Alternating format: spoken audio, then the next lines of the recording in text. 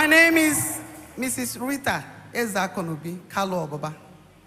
I'm from Canada. Thank you.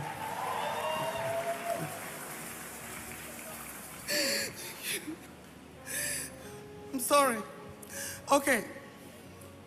My case is that of household enemy. He has eaten into my family for the past 20 years. Koinonia happened. It happened in stages that the enemy wants to deny, but God did not allow. My son is autistic. We are battling that. God is responding. My two daughters, Nanichi and Munachi. Nanichi started with her. She wasn't talking. She's 20 years old now. Later on, I had Munachi. She started talking. Nanichi started talking. Munachi wouldn't talk. When Nanichi finished grade 6 in Our Lady of Grace, I told my husband, I said, with what I see, I just graduated from University of Toronto then, 2015. I read criminology. I said, with what I know with this system and what has afflicted us in the family, my children, we may not amount to anything. Even though I know that they are geniuses. I said, I want to take them to our house in Ghana.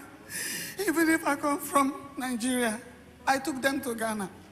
And Anishi started school in Ghana. Munachi was in Ghana too. We proceed back to Canada because Nanishi has to go into university. Now, Munachi get into high school in Canada. She will not study.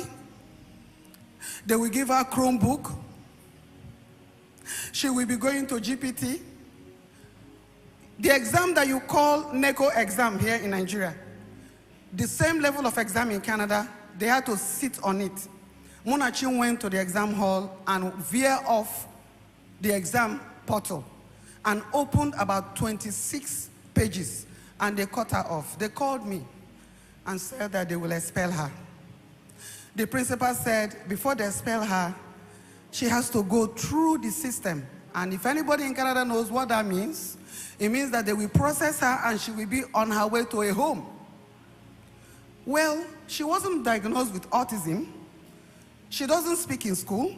And she have all this misdominant attitude that cannot be explained physically. I started crying. I have no help. I have no help. I cried and I asked God for help. I began to watch Apostle, and I came across his message that says that there is no situation that God cannot handle. I went back to the principal. I said, I want to take my daughter to Africa.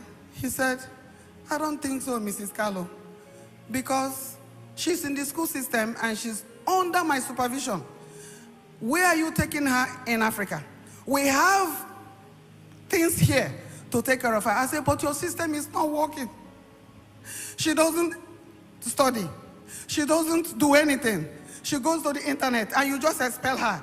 Let me take her to Africa. He refused. I came home and I started praying. I called some brethren in Canada that we are all in Koinonia, in Prayer Warrior. We started praying. Yes. We started praying, and then I bought a ticket. I went and I told the principal, I said, I have found a school for my child.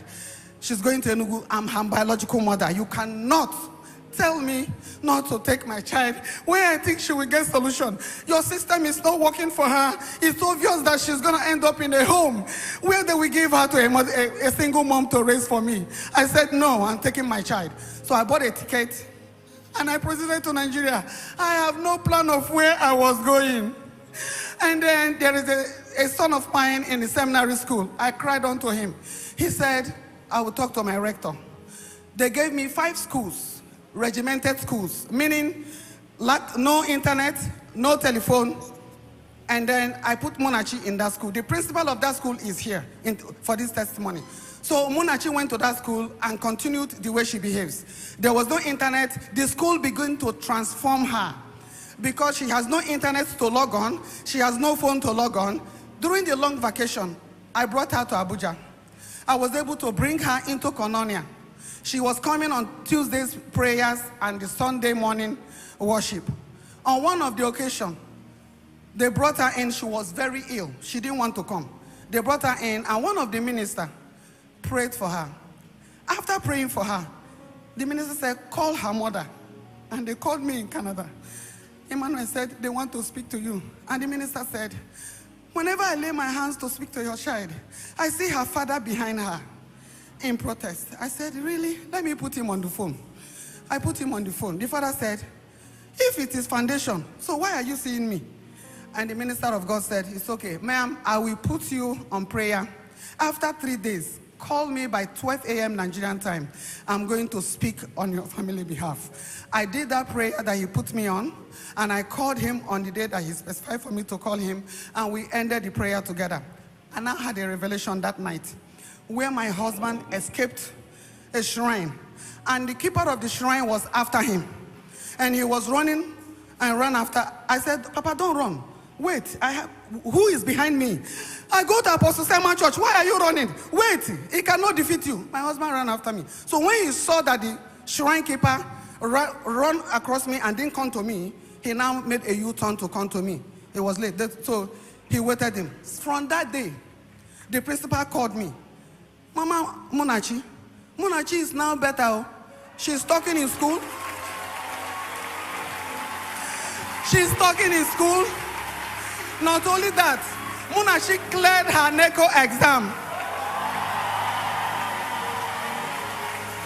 Munachi cleared her NECO exam. This is a child that Canada expelled from school. Canada has no answer for her situation. Koinonia, for doing this, you have got a daughter. You have got a daughter.